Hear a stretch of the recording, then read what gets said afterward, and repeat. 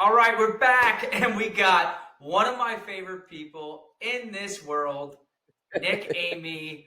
He is, as we mentioned in our previous, the basically runs everything with NAMI. From some of the people know him from his great speeches, but a lot of people also know him as NAMI Man. So I am so honored to have the first superhero, first celebrity, and certainly may not be the owner of NAMI or founder, but he is my favorite person in NAMI and NAMI Uh, Bucks County. Nick, how did I do? Is that a good enough entrance for you? that was great. I'm red. Yes, you did a great Yeah. job. That's awesome. Thank So, you, for Dave. those who don't know you, Hmm. and there might be a few, but a Sure. lot of people know that our foundation, Team Garbo, loves to support NAMI Bucks County. And I hate to say that you're not the face because you aren't. NAMI Man is. So technically, the face Well, we're looking at isn't the face, but yeah, there's not a mask on. not a mask. Um, could you tell us more about yourself? Give a little bit of an intro, and we'll kind of get into our relationship, how we first kind of met each other, and where it is now. Sure. So I am the Associate Executive Director at NAMI Bucks County. Our office is in Warrington. I was born and raised in Bucks County, and I went to school in Bristol Township School District. And everything was great until it wasn't. And I found out I had schizoaffective disorder. I didn't know how to deal with it. Drugs became part of it. I'm sober 8 years now, and because of everything I've been through, and people know that it's not BS. I think that's why people like hearing my story and they relate to Nami Man and everything, and I'm goofy and all that stuff. But now I do that. I run Nami, and I have been free of hospitalizations and free of drugs and alcohol and free of self harm and everything like that for 8 years now. It was 8 years in December. That's incredible. Yep. Absolutely incredible. And every time we talk, I always say you should be proud. I know you are proud. You should be proud too. I'm We are. proud We're of two. you. We're two prideful people, and that's okay. Yeah, you know.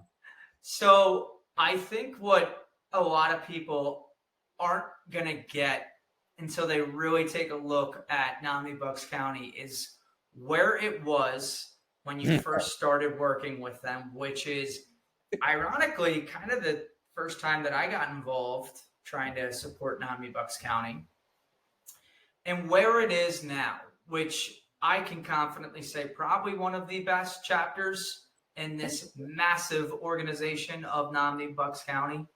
Oh, thank you, AJ. So tell me, run us through how you got started. If my math's correct, you were probably what, 3 to 4 years Yeah. free in your recovery, which Hmm. which seems to be a good place. Yeah. I mean, the beginning was a little bit rough. I mean, when you met me, I had lost my dad. My dad passed away. I was homeless for a little while. Actually, when you met me, I was living in a recovery house, and yeah, Would have I never did not known. have it together. But yeah, people talk about recovery houses in a negative way, but I would be dead without a recovery house. So, um, but yeah, it's such a long time ago. I was shaky still. Like I wasn't aware that I was really capable of anything yet. Like I was not aware. And I just knew that I wanted to do something that made it easier for other people to find recovery than it was for me. Yeah. And also at that point, I was focused on starting our support groups and everything like that because I come from the world of AA, and um, at one point you realize that you were, well, that I realized that I was drinking and taking drugs and everything to self medicate and cover up a mental health issue, and I wasn't doing a very good job of it. And I was still at a point that, a hospital kept me safe. Like medication was keeping me stable, but I didn't really realize that I could do anything or that I had a purpose. And um, I knew when I started at NAMI that I wanted to make finding recovery easier for folks than it was for me. It was I tripped all over myself, and I mean, I just wanted to be normal for a long time. I didn't want to take meds. I didn't want to go to treatment, and I wanted to help other people figure it out and not have to go through the really crap part of my story. I didn't want anyone else to have to do Mhm. that. So, um, and I come from. So with that, Yep. with the just because I want to ask because I will forget. Yep. That's all right. With that time period, right? It sounds as if you were a couple years sober, but was there other treatment you were trying to get maybe before getting sober? And how was that path beforehand? Was it just, or was it a really abrupt stop? No, it started long before I ever came to NAMI, but it looked like, um, me having zero idea about mental health. I'm not stupid, but I also, you know, that was never a thing. When I Mm-hmm. when I first got into to it wasn't recovery. When I first went to treatment, it was everyone thought I just had a drug problem, drugs and alcohol. And Nick's just a junkie, and he's my dad used to say I'm a waste of life and all that stuff. And my treatment journey started after my mom died, and I couldn't handle that. I couldn't handle her dying. And I turned to drugs and alcohol in a heavy, heavy way.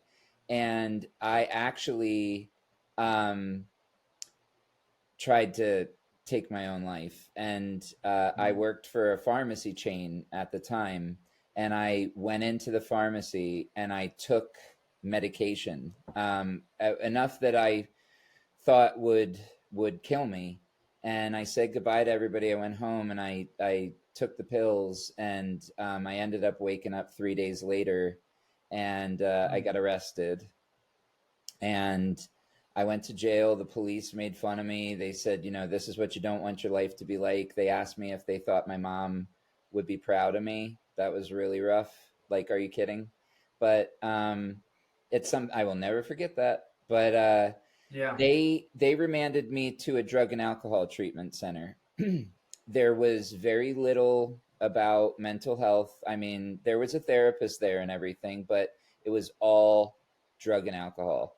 And I got out and I tried to kill myself again, and I overdosed. And I ended up in a mental health facility. And you just, if you don't know, it feels like punishment. It feels Yeah. like, why can't I get my life together? It feels like, why am I such an idiot? And when you get out of a place like that, your first instinct, from that place, I was released to a recovery house then, and I just thought, I got to get out of here as fast as I can. I got another job. I started working. I stopped taking my meds. I stopped going to therapy. And I just wanted to be normal. I wanted no one to Yeah. know that anything was wrong with me. I was just ready to keep it inside. And it took some psychosis. It took my dad dying. It took another suicide attempt before I ended up in the hospital for the last time. And I looked around and I thought, you know what? Like, this is not the end of my life. Like, this can be the beginning of it if I let Yeah, it be. And that's things amazing. were really difficult. Like, I had nowhere to live. I had no money. I was on disability. You know that disability is not enough to live on. And, Sure. I just thought, there's got to be something I can do with this. I hadn't heard of NAMI yet, but a friend said, you should come and volunteer at NAMI. And that's when you met me. And I it was in a I hate this. basement. We were in a basement. It was. It was. We'll get into that, but I have to comment. I'm smiling because we both found ourselves while figuring our shit out, Yep. which is ironic, and I'll kind of go into that. But something you said, and we've always related so well. I know. Something you said about you just wanted to be normal, I did. and I made a climb podcast on chasing normalcy, right? Yeah. And it's such a shame that you had to struggle, and now you know that you are normal, and it is normal to have Hmm. what you have and go what you're going through. Unfortunately, we both had to crawl through a pipe of shit like Andy Dufresne in Shawshank Redemption. Maybe yours was a little bit longer than mine, my friend, I will admit. But I think I love that movie, I by the think way. that so good.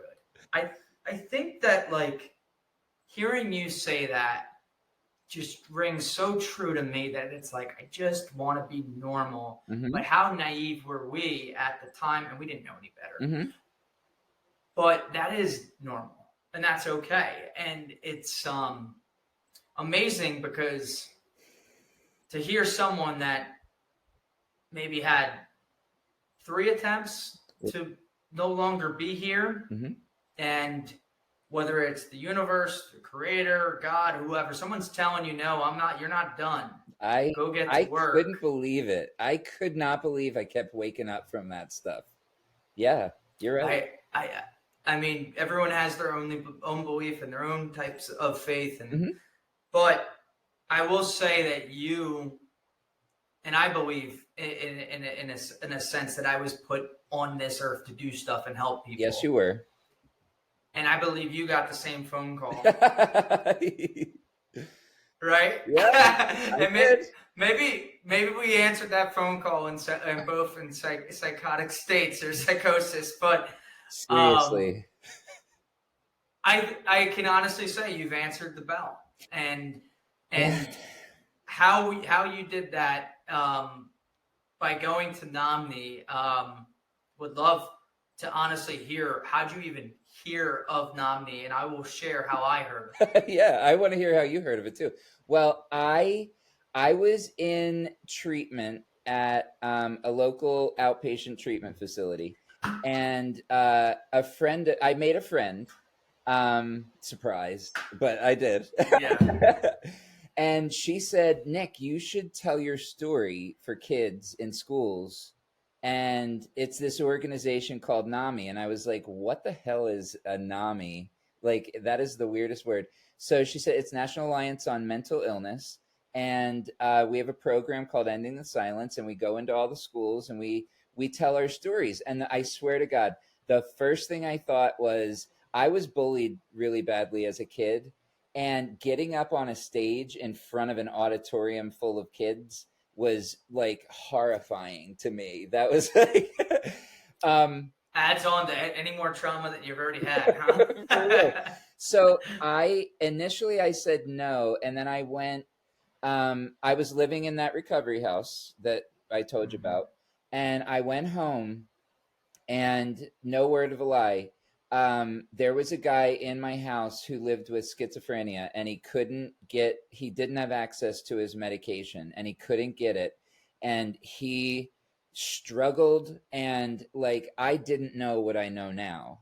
Right. So I was watching this happen, and I was like, why can't this guy get his meds? Like, I have my meds, and and I can't share them, and I would help you, but, Mhm. and he killed himself in the bathroom. And that, it maybe it wasn't the very next day, because that really shook me. But I reached back out to my friend and I said, I really want to do this. And even if I get up on stage and I get made fun of, like, there might be kids that need to hear what I went through. And so that's how I started. I was a volunteer. And then, when you met me in the office, I said, hey, there's value to social media. This was a while ago. Like, now everybody knows that, of course, put your stuff on social media. It's great. I redid the website. I did the newsletter. I started the social, and I was doing events and everything. And the county thought, okay, well, Nick's doing a good job. We should pay him. And so we got funding to pay me. And when I tell you, that was the coolest thing. I was on disability still. Like, I was like, oh no, what do I do? But like, I wanted to work, like, and I didn't want to just have a regular job. And I wanted to, like, I'm weird. I don't fit in just anywhere. Like, so I found NAMI, and it was smaller. And I mean, we just had, a couple employees, and Debbie was there, and she was just like, she's got, kids that have mental health conditions. Debbie's the executive director with me. We're co-executives now. Isn't that cool? And That's awesome. she's like, more the merrier. What? I said more the merrier. Yeah, for real. It takes a lot to run this NAMI. It takes a lot. So I don't have a mom or a dad, and that's a really weird feeling. And she, like, became my mom, Debbie. And the number one thing, it was a lot about what she didn't do. She never said, oh, I don't know, Nick's a drug addict, we shouldn't let him work here. Oh, I don't know, Nick's got schizoaffective disorder, I don't know if he's reliable, we shouldn't give him passwords to things. Like, that never happened. And the lack of that happening empowered me. And which I know is your word, AJ, I know. Our word. It can be it's everyone's word if they want it. I know. But it, feeling, you can call it whatever you want. You can call it having a purpose, finding your purpose, like finding your niche, like whatever, empowerment, like that really, it lit a fire under me. And I mean, to the point that I got into a car accident on the way to the NAMI office, right? I broke my finger. I have a metal rod in my finger. And Debbie drove me to the hospital. We drove back and we did a class that night. It means everything to me that people have a place to land, and it's a safe place. It's a protected space. It's a brave space that is run by people like me who have been through this stuff. And I think it makes a difference that people know that. Like, I'm not bullshitting you. I went through that stuff, and you can tell. I mean, I don't know how I still have hair. I'm 41 years old, but that's just a good genetic situation, I guess. I beat the crap out of myself, and now I'm still here. That's funny. So that's how it started. One thing you said in there, I want to, like, comment on, because I think people don't really understand. Like, this organization, like you said, is, like, run by people. Yes. Who are impacted directly, indirectly. Peers and family members. Yep. Yeah. And I mean, like, maybe I'm speaking out of context here, but, like, I couldn't find anyone like NAMI in general. All throughout, the United States, there's chapters with people. And there's foundations that are doing research and work and seminars, of course. But man, like, we're talking, Nick has rolled up his sleeve so much that he probably has ruined so many 3/4 zips you wouldn't believe. I love my 3/4 zips. I really do. do. So to say that you guys are doing great work is an understatement. It's also comes with such heavy hearts. Yeah. And I think that's really been appreciated. To share my story of coming across NAMI, my first hospitalization, I like to honestly, I like to say I'm pretty as privileged, not spoiled, but privileged in love and support. You have a great family. I love your family. Yeah, I do. yeah, I really do, and I have a great friend group, support system, family, friends, everyone. I'm extremely fortunate. I mean, there's a reason why Team Garbo is called Team Garbo, because it took a team, as it takes a village. But we got the nod from one of my best friends' father, who's a psychologist, that I might be going through something, and I might be bipolar, and we were starving for information. I say we, it was really my parents, my brother, my family, my friends, because it got a certain point where my brain was warped into a different way. I started to think other people were the problem, and took opinions really, kind of to another level, and thought, hey, I'm good. I can handle this. Everyone else needs to worry on themselves. But my story, which I've talked about a few times, kind of led into a hospitalization then.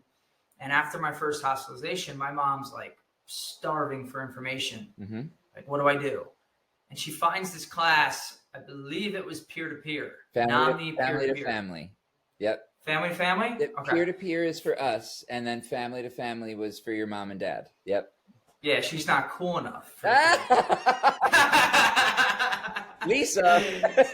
Yeah, right? So she did this class with others, and that makes me so happy, by the way. Yeah. No one told her to. She found NAMI, and maybe someone directed her to NAMI, but she right away signed up for a class, got as much information as possible, was really serious about it. And a lot of people have heard my story of how I've really attacked, recovery head on and wanted to be normal, right? Yeah. And wanted to get back to normalcy, and did all that I could. And, things were progressing in the right way. And unfortunately, a lot of her classmates, they're, friends, loved ones, others don't do well. And we come from a really, really unique perspective of having such great support and being such a great success story that has had to I've really had to prove that success story over and over again by falling into, relapse of different types of episodes. Same. But yeah, I mean, that is it. No, that's it. We're, as Tyson Fury, the heavyweight champ, says, mental health's a lot like the Eagles song, Hotel California. You can check out of the hotel or you can never leave, or something like that. Recovery is lifelong. Yep. Yeah, absolutely. So we've had this understanding of NAMI and information in our house ever since. And, fast forward to, my second hospitalization, really devastating time for me, but it's where I really started to understand myself a little bit better, that I have to love this person I see in the mirror, that I can't put all my energy into other things and other people. That's extremely unhealthy. And to, really start to build this self-compassion with this unbelievable mental toughness that I have. And as you are telling your story of how you were starting to figure things out, so was I. And I went back in this moment in time, ever since, my first hospitalization, I was writing things down, my parents like, you should write a book, you graduating school on time is great. Like, you should do all these things. We should help. We need to help people. We need to help people get more information. And I agreed with that. And believe it or not, it came on a day that I got attacked by a dog, and I was in an emergency room where my mom came to see me. I didn't hear about this. But the dog left the mark. Yeah. Oh, wow. And I we had some time before a tetanus shot of something of that nature. And I said, we got to do something. Like, I want to do something. Like, we should get involved. And I felt that way because I wanted to like reflect back to high school and what made me happy about being involved with multiple things, and volunteering and charity was one of them. And I got involved again, sent a cold email to this organization called Athletes Helping Athletes, where I came in as a volunteer. Yeah. Yeah. So, still a great organization. Oh, yeah. I worked a lot with them. I sat on the board for about a year and a half. I forgot about that, AJ. Yeah. So great people, great organization. I told Christina, I was like, we should reach out to volunteer night there, and honestly, made me really happy. But then there's also this aspect of like, there's got to be something I can do to share my story or help others or do anything of that nature. And I searched for mental health, organizations, and NAMI pops up. Not only does NAMI pop up, but NAMI's website with the stride pops up. And this light bulb moment of like, oh my God, this is it. I'm gonna start a team. I'm gonna share my message. I'm gonna do whatever I possibly can to raise money. And it's gonna be like a stamp. It's gonna be, I'm gonna leave my mark on my recovery and helping others. And as I mentioned, have a great support system. Had a great showing of a fundraising, more than I ever could imagine, with a lot of momentum. I shared personal stories on Facebook. I know. Great feedback. You don't know. Sorry to interrupt you. You don't know how cool that was to me, because I was still new too. We were probably sick at around the same times. And you came into the office. We were in a little basement downstairs. You walk in and you're like, I want to do this stuff. And I was like, oh my God. I was like, is everybody like this? And it turns out, AJ, that I've been doing this for years now. And there are a lot of people like you, but there is no one else really like you that has taken this kind of initiative with it and really gone all out. And I have to say, the fundraising is cool. It's important because we need money to run and we do a lot of stuff. But the cooler part was like, you're like, you went through all that. Like, your mom took family to family, and there are so many other people who take those classes and everything, but you doing this was like, it blew my mind. It blew my mind. So still to this day, that kind of the fundraising, this telling your story, I could see what it was doing for you. That was really cool. Like, your support and spreading the word, money is nice, but you spread the word and you get other people interested in what we do. It's a good thing. Then other people get help. Like, people see that who might not have necessarily felt comfortable talking about mental health or mental illness or struggles or whatever. And they think, oh, well, if AJ says that NAMI is good, then I should try it out. You know what I mean? That's really cool. Yeah.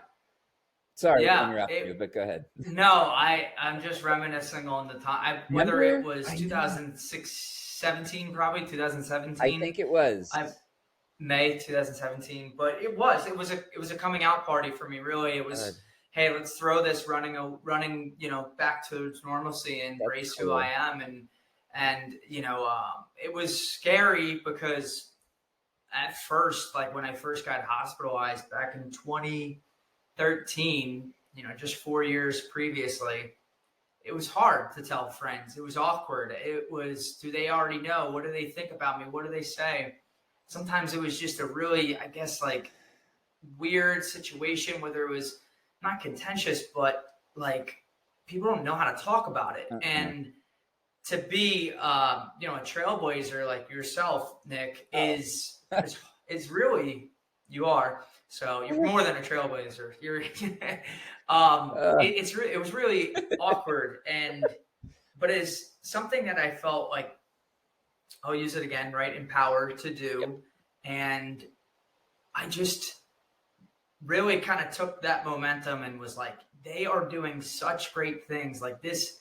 Like, not only are we just raising money, the kicker too, Nick, was when I first found out, I was like, not only are we like giving money to an organization that helps with mental health resources, they're going to schools and Oh, telling this story. Like, this is huge. Like, we have to.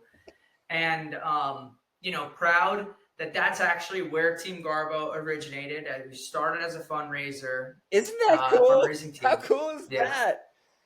It is cool. It is cool to see the momentum of just one event, turn into what will be, for me and the close ones that I have in Team Garbo, a lifetime of just supporting each other, spreading good word, and trying to do the best we can. That's awesome. Even though we are tapped for fundraising activities, not as we first used to, we always like to give as much as we can and commit to NAMI Bucks County. But the coolest thing for us was to see you guys go from that basement to the office. We got an office. For the event to be a really nice, awesome turnout, intimate, like really felt special to now. It's huge. Holy crap, this is a big deal. Remember the year we gave you the award? That was the start of the big years. And yeah. I could not believe how many people were at that walk. And I was like, the perfect year to give you that award too. So here's how much that award means to me and us as a group. We were, for people who weren't there, and it's probably only my mom and maybe Nick if he remembers the story, but we were there getting the award, which was packed. It was packed. It was packed. But I'm pretty sure you guys do 3 awards typically? Yep, we give out 3 every year. Mm-hmm. Okay. One of them is a facilitator of the year. Yep. Okay. So we won the community award. Yep, community partner. Which I will let you know how much that means to me. There it is. Oh, AJ. On the top wedge. And this is my NCAA tournament medal, and that's my Ithaca College Whistleman Award. Nice. And that's high school stuff down here. But that's how much it means to me. It's Nami's in there. First ledge. Oh. I designed that for you. Really? Yeah. I appreciate it. And it's a pain in the butt. They always screw it up, so I have to. I made sure. You got this guy? Yeah, that guy. It's beautiful. I typically have a different camera on here that gets all the they get background. the idea. I'm sure they understand. It's a glass award. Yeah. It's got a star because these guys are stars. I'm proud of you too. I know that you're proud of us, but staying connected to somebody and an organization that really means a lot. I've seen, everything that you've done too. So, it's, I am really, really, really proud. I'm proud to be a part of you guys in a way. You are. I humbly give up the top ranks of fundraising after a few years, but it's great to see. I mean, I wanted to reach out to you about buying a sponsored hole for Abby's Bakery because their story is just incredible, and I know all the other organizations that have come by has been super. I don't know, just lovely to see, and I believe that honestly it couldn't have been done without you, and I'm just happy to have supported. You and everything that you could have done, and maybe if it's not financially as much as we've had in the past, hopefully emotionally Stop. Yeah, It's everything that you do is great and it's perfect. And Mhm. I would, even if you give us no money, as long as like we maintain this and you're still involved and I still see Mark, your dad, likes my goofy little golf posts. I see it, Mark. Thank you. So that means a He's lot gonna to love me. that. That means a lot to me. The money, Yeah. we can always figure money out somehow, but like Mhm. the rest of it means a lot. And I do have to say, we without Team Garbo and your support, we wouldn't have an office, we wouldn't have employees, we wouldn't have a staff now. So I appreciate all the things that you're saying about me, and I need to let you know that because of you and people like you and Team Garbo, we have a staff now. I have a support programs director, Suzanne, who's amazing. Mia is our youth programs director. She's amazing. Debbie's the executive director. We have a part-time person that helps us with admin stuff in the office. She's awesome. And then we have, uh, I don't know exactly how many facilitators, support group facilitators we have, and warm line responders, but like we wouldn't have any of that without, and it's not just the money. It is not just the money. It's like you letting other people know about NAMI and the fact that we do good things and we're genuine. I think that's a big thing too. Like we're genuine about everything that we do. Like we wouldn't be where we are. I will say, True. as a nonprofit that is the bridge between the everyday person and the mental health initiatives. Yeah. Well, Nick gets called many times, directed by us. He answers every time. I Um, appreciate that. we heavily utilize, even, not to disclose, personal information, but there was someone very close to me on the West Coast Mm. that reached out to Nick and got help during the I pandemic, I remember think it that. was, through like virtual, one of these virtual support groups. Yep. It's quite amazing. I just think in general, like we're really proud to be that bridge, and I do think the bridge has been open and people are coming across more than ever. They So are. it's great, to partner. Now let's wrap here because I want to keep going and talking I about do way too. more things. Might But be like a four-parter. standing every 4 weeks. That's fine with me. I would love that. So to tie a bow on my relationship, me and my family's relationship with Namni, and how ironic and how beautiful it's been. My mom, without her initiative of going to get help for herself and to try to get information for our family, I don't know. I can't say that I would be here right now. Oh, we love you, Without Namni Lisa. having, yes, amazing angel. She is. Without Namni, I'm not sure we would have any of the information. Uh, I know for a fact without Namni, Nick and I wouldn't know each other. True. And I'm super grateful for that.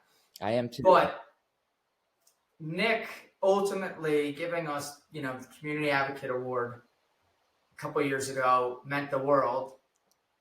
But he gave another award, the Facilitator Award. I'm probably saying that incorrectly. No. Do you remember who he gave that to that year? The Facilitator of the Year award that year? Yeah. I'm glad you don't remember because it's going to be a big. All right. Nick, wait, the no. same year that we got an award, gave an award to the same facilitator that was with my mom and her family to family. And Kathleen, yes, yeah, Kathleen. yeah. Well, we gave her the Legacy Award, and Legacy, even better. Yep. She deserves. That's Kathleen Campbell. She's our past president. She taught family to family. She's great. Yes. How could I? That. Yeah. Sorry.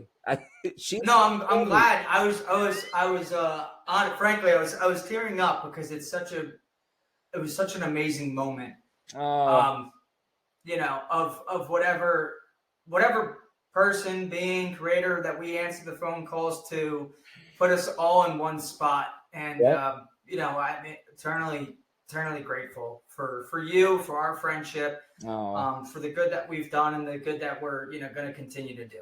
I am too. I'm so grateful. And, thank goodness for the makers of the medication that I take. I didn't cry not once in this.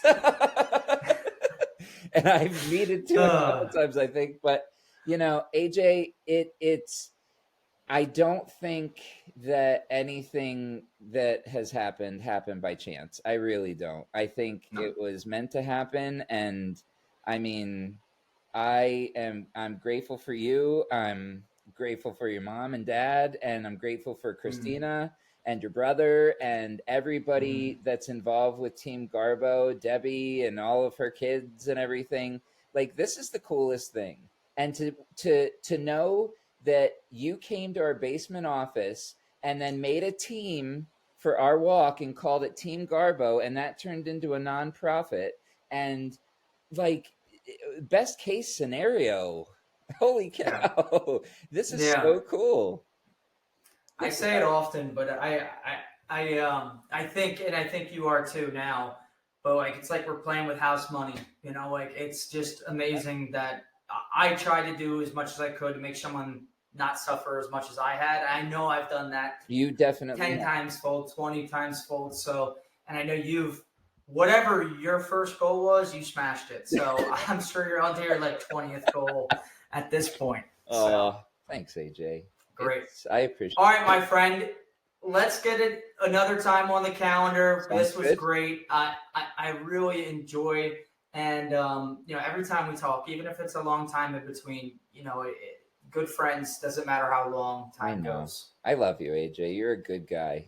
I really I appreciate love you too. it. So give a plug to all of your socials Oh, and anywhere that someone could get help. That is probably a good place for us to stop, right? sure.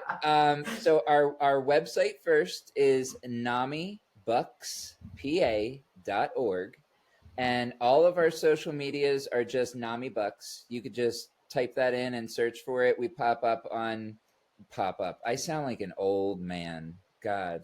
So go on whatever social media at Nami Bucks, TikTok, Instagram, Facebook. I don't really like Twitter anymore, but we're on Threads now, YouTube, all that stuff. Um, and our helpline and warm line. Helpline if you need, any resources or referrals or anything, and a warm line is both the same number, but a warm line is for if you want any one-on-one emotional support. So, all of us answer the phones. And when you call for emotional support, it's another peer on the line. So someone else has been through all of this mental health stuff. So that number locally is 215-343-3055. And if you're watching this and you're not local, it's 1-866-399 NAMI 6264. So that's how you get us. Real life superhero, Nick Uh, Emeigh. Thanks for joining, my friend. thanks, AJ.